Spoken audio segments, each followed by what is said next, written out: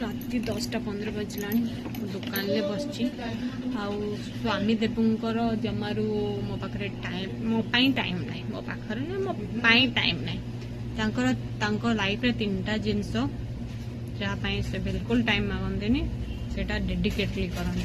Fast है पेट पूरा खाइबा, सेकेंड है आराम से सोइबा, और थर्ड है निजर ऑफिस काम। निजर ऑफिस काम ये 3टा जिनस को कहिया को पड़ेनी। देखो ऑफिस काम सारिकी दुकान काम रे आउ टाइम कहीं जे मते टाइम दवापाई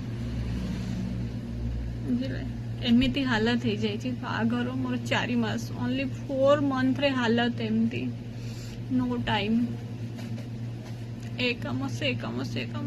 आपण माने कहतु ओनली मैरिज 4 मंथ रे हजबैंड टाइम स्पेंड करिया कथा वाइफ सहित हेले मो भाग्य रे कौन उल्टा एमती स्वामी पाई मु बहुत दुखित मन करुची।